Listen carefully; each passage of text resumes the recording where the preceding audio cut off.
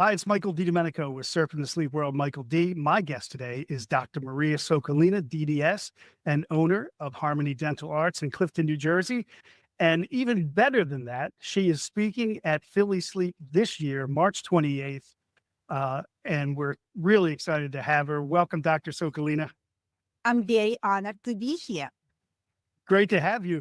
Your talk is on sleep as a team sport, 10 secrets. You're going to give away the secrets of successful collaboration for sleep treatment. What can we expect in this 1 hour talk?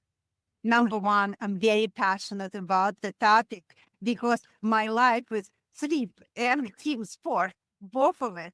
And I designed two lectures. One was catered to sleep technologists and sleep coaches and respiratory therapists. I'm going to share how I built my collaboration with that team. They were actually the original people who I built the collaboration because I follow the sleep technician. And a lot of times they don't know what happened in the dental office. So I want to share all the secrets of that treatment, what we do as a dentist, and how it relates to this team who actually my examiners. Because whenever I do the treatment, I want them to do the sleep test and I want it to be successful. And my second part of the lecture would be for medical doctors. And with them, that's a very passionate topic because I devote my life of building that bridge between dental community and medical. And I'm going to share my experience, what I do to build that successful team, because I think that's the number one critical point for success of treatment. I provide my collaboration with the medical professionals. And I'm going to talk about social media and articles and personal communication and AI, those tools I use to build that bridge. That's great. So you've got a lot built into this talk. You were at Philly Sleep last year. This is the first year we had CME. So we had dentists, we had sleep physicians, we had neurologists, we had everyone who works in sleep on the advanced side. And tell me what that sort of collaboration and working with all those different advanced degrees folks and specialties, what that means to your practice and how you approach sleep. Oh, that's actually everything. And this conference, my experience with that conference was eye-opening because I had chance I had all day to talk to those specialists and understand why or how I can build the trust, why they would refer or not refer to me, or they refer to not refer to dentists in general, and what should I do to build or to win the trust. So the conference was absolutely amazing. And at the same time, I had chance to meet with the product developers and learn about the products, learn about different sleep tests and actually hold it with my hands and put it on me and understand what patient is going through. So on a practical standpoint or knowledge development standpoint, it was absolutely wonderful. And I would say it's a local version of American Academy of Sleep Medicine conference, where we have chance. And your conference inspired me to attend that. And it was also life-changing experience. So I recommend anybody who is in a professional sleep world, dentist, physical therapist, they also very important part of sleep. Myofunctional therapist, speech and language pathologist, they're also interested in the sleep, pediatric sleep or adult sleep.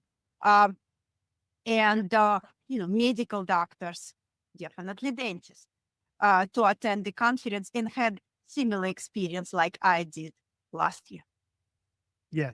So this year, much like last year, we'll have on the tech side, we'll have 10 credits for our technologists and respiratory therapist attendees. And on the advanced degree side, we call it the physician track. We'll have 6 CMEs for those folks. And that's MDs, DOs, NPs, PAs, and RNs and psychologists. So we've got the whole gamut covered, and you'll be speaking to both of those. The other thing that you and I worked on was you were kind enough to write an article for Sleep World magazine. It was an excellent article and we had tremendous feedback on it. What was that experience like for you to write your first article in a publication? No, I say that's actually saved my other branch of my career. I'm writing for Forbes. I write on the topic of sleep or dental health. But I would say experience of writing the articles. I'm not a professional writer or the journalist, but I'm trying to become one. And you kind of put the cornerstone. So with my article, I had a clinical case, and I'm going to be a little bit elaborate. It was a patient who had atrial fibrillation, and how I addressed that with oral appliance therapy because patient was not compliant to the Seep. And but to write the article, it's so different than writing a clinical notes. And I had opportunity to work with the editor, and she helped me to shape the case into the article, which would be readable. And then, I include the references. It's a whole different game. And I know a lot of clinicians, they have those cases. And sharing those cases would elevate all of us.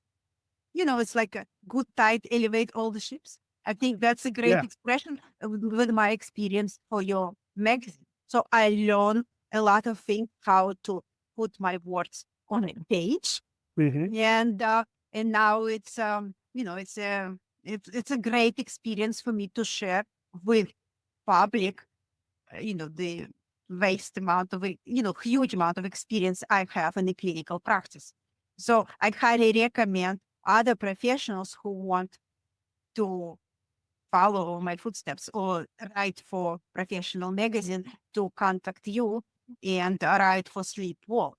And I think that would be, that would create great experience for them. Yeah. We would learn from that as well. We always welcome new writers. And people watching now can go to sleepworldmagazine.com, go to the search box, type in Dr. Maria Sokolina, and they can find your article there. You also, where else can they find you?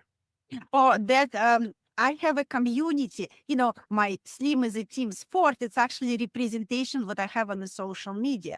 I have a Facebook group called Sleep Apnea, Breathing, Snoring, Health, where I interview different professionals to learn how to build that collaboration bridges. And I'm also on Instagram, where I put the information in a little snippet called Dr. Maria Sokolina.